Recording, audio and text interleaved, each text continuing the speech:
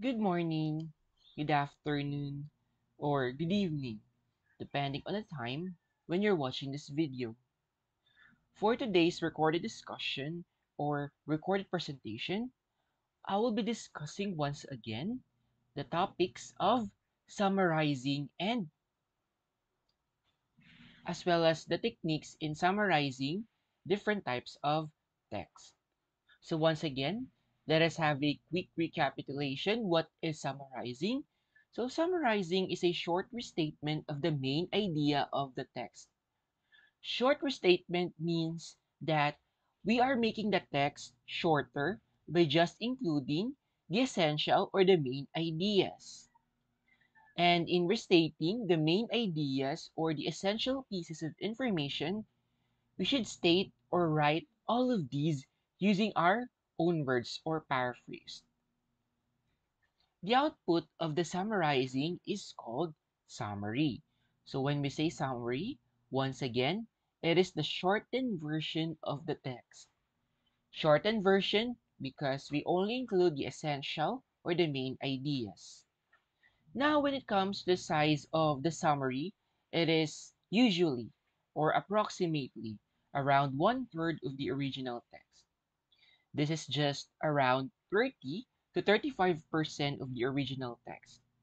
Let's say that the original text has 300 words. Then, the summary should be just around 100 words only.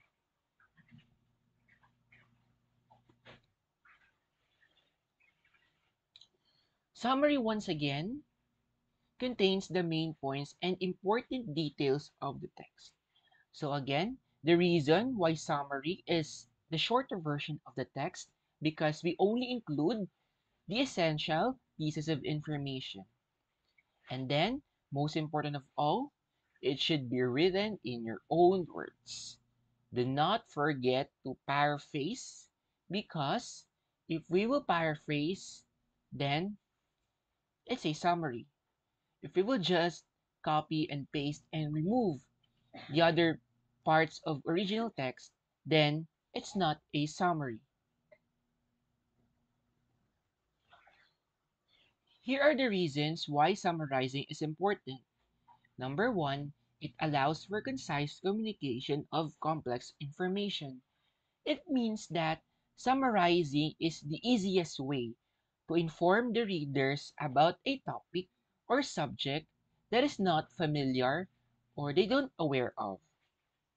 Since in summary, we only include the essential information or the most important ideas, then we can inform the readers in an easier way since we use only few words and we don't include the details that are not important or not worth remembering. Number two, it facilitates critical thinking. Through summarizing, we enhance or boost our critical thinking because we analyze every pieces of information and we identify them whether they are essential or not. Aside from that, we also analyze the entirety of the text so that we can determine how we should summarize that particular text. Number three, demonstrates understanding of the subject matter. The summary is a product of the understanding of a person regarding the subject or topic. That is why I'm asking questions to all of you after the discussion, since the way you summarize the essential pieces of information is also the manifestation or the basis that you really understand the text or the topic for a particular week or day. Next, it helps writers distill core ideas and arguments. So summarizing is a way of sorting the essential pieces of information from the non-essential ones. So through summarizing, in other words, we already include the essential or the most important pieces of information. And then identify relevant details. Just like what I have told you, summarizing is a process of retaining only the essential pieces of information. And then last but not the least, avoid plagiarism by presenting information in their own words. So since summarizing is a process that involves paraphrasing, then we also tend to avoid committing plagiarism. The most common type of plagiarism is copy and pasting the original text. So those are the reasons why summarizing is important. So here are now the tips in summarizing a text. First tip, read the original text not just once but several times. Make sure to comprehend it well. So we cannot understand or comprehend easily the text by just one reading. We should read the original text multiple times so that we can fully absorb and understand it really well. It's also connected on the cliche saying, try until you succeed. In summarizing, read until you fully understand the text. Do not stop reading until you fully absorb the original text. Number two, identify the text structure by looking into how the relationships between ideas are established. So we have learned that there are 6 different text structures from the week number 2 topic. It's important to know what is the text structure of the original text so that we can determine what is the best way to summarize it. For example, if the original text is a compare and contrast, then we should summarize it by just stating the similarities and differences between the two topics or ideas presented in the original text. So that's how important the text structure is in summarizing a text. Take note or highlight the important details in the text. It's also important to spot or to identify the most essential or the most important ideas in the text so that we are already aware on the pieces of information that should be included in the summary itself. We can use ball pen or highlighter if the original text is in hard copy form, but if it's in soft copy form, then we can select the highlight option either in Microsoft Word or Google Docs. Number 4, after getting the main idea and important details, write your preliminary summary. Preliminary summary serves as a draft of your final version of summary. Now, it's important to write first the draft of your summary so that when you write the final version, you can write it smoothly and organizedly. So again, draft first before you write the final version of your summary. Next, make sure to use your own words. Again, learn to paraphrase. No to copy pasting. Check if your work does not go straight from the original text. Remember, make sure that your summary is not far from the original text.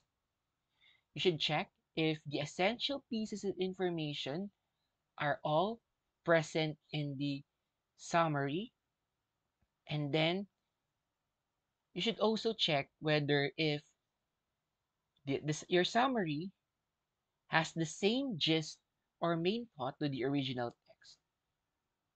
This will make you sure that your summary is accurate and doesn't change anything from the original text, except from the word choices. Number 7, and then the last, read it again and make necessary revision or editing.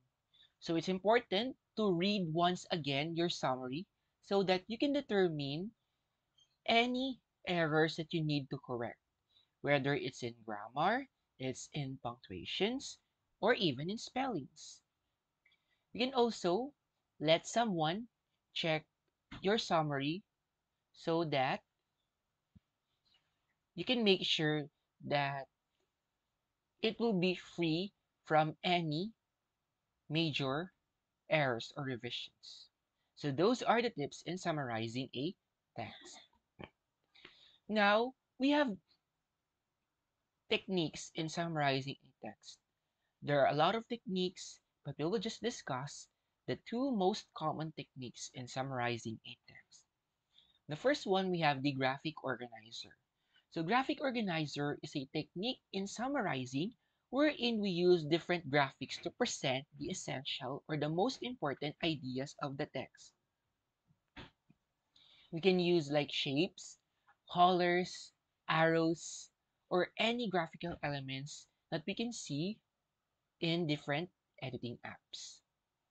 So we have also a lot of types of graphic organizers, but we will just discuss the three of the most common types of it.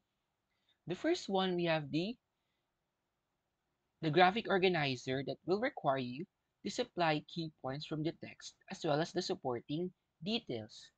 So this type of graphic organizer is quite similar to the outline, since in outline, we also provide the key points and the supporting details. In terms of its physical appearance, it's also quite close to the outline. So this is the visual representation. As you can see, the key point is at the top, and then the supporting details of a corresponding key point is at the bottom. See that it's also quite similar to the outline, wherein we have key points or the main ideas at the top, and then the supporting details at the bottom. So that is for the first type of graphic organizer. How about for the second one? The second one is quite similar to the concept map, wherein we provide important information from the text by answering the questions written inside the circles. So this is the second type of graphic organizer, wherein we have multiple circles, one circle at the center, which contains the topic of the text, and then the circles that surround it are the supporting details. Specifically, these are the answers on the questions about the topic. The questions usually are in 5 Ws and 1 H. When we are creating this outline or graphic organizer rather, we should only include the answers. No need to write the questions, since what we are just finding for are the topic and its supporting details. And then for the third graphic organizer, it's the one that can be compared to different layers of cake. So it's like a three-layered cake wherein it consists of three layers. The three layers correspond to the three types of information present in this graphic organizer. The first one, we have the main idea of the text. It is located at the top layer. At the middle or center layer, we have the supporting details. And then at the bottom layer, we have the evidences or examples given.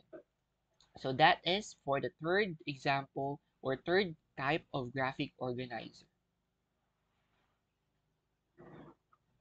So again, we have discussed the first technique in summarizing, which is through graphic organizer. So we have discussed the three types of graphic organizer.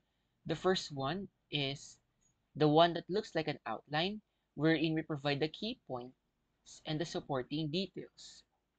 The second type is the one that is quite similar to the concept map, wherein the topic is at the center, and then the circles that surround it are the answers to the questions about the topic or the supporting details. And then the third layer or the third type is the one that can be compared to three-layered cake, wherein we have three parts of information the main idea at the top, the supporting details at the middle, and then the evidences or examples at the bottom. For the second type or technique in summarizing, we have outlining or true outline. So when we say outlining, once again, it is the process wherein we organize and sort the pieces of information according to their importance, scope, and their relation to the other pieces of information. So in outline, we have three layers or three levels. The first one is the key point or the pieces of information that are broadest and most general compared to the other pieces of information. And then the second one, we have the supporting points. The supporting points are under key points. And then the third layer, we have the evidences. Evidences, on the other hand, are under the supporting points. So the three parts or the three layers or levels are from most general to most specific. So evidences is the most specific rather. So in outlining, we have two types. The first one is a traditional outline, and the second one is the modern outline. Traditional outline is a type of outline wherein we use different symbols to indicate different layers of information. So this is the traditional or the type of outline that you have learned from the past week. So in the key ideas or the main ideas, we indicate them by using Roman numerals. And then the subtopics, we indicate them using capital letters. For the evidences or supporting details, we indicate them using Arabic numerals or numbers. And then if we need another layer of outline, we use small letters. So that is for the traditional outline. Now for the modern outline, we use only numbers and decimals, wherein for every new layer of information, we add one decimal point. So from number 1, main topic, we add one decimal point for subtopic. And then under subtopic, we add the supporting details. And obviously, we will add another decimal point. So as we add another layer of information, we also add another decimal point. So for the traditional outline again, we start with Roman numerals, followed by the capital letters, and then the numbers. So main ideas, subtopics, supporting details. So what? Roman numeral, capital letter, number. And then for the modern outline, we add new decimal for each new level or layer. So we have 1. Under the key point 1, we have supporting points 1.1 and 1.2. And then for the supporting point 1.2, we have evidence 1.2.1 and evidence 1.2.2. So that is for the modern outline. So if you have questions or clarifications about our topic for week number 5, you may send me a private message or you may send all your queries or questions or clarifications or like concerns to your class mayor so that your class mayor will send it to me in just one message and I will answer all of your queries in just one message as well. With that, thank you so much for your time and understanding in watching this recorded discussion or recorded presentation. I hope that you're all doing well, healthy, safe, and blessed. Thank you so much once again, and may God continue to bless you all.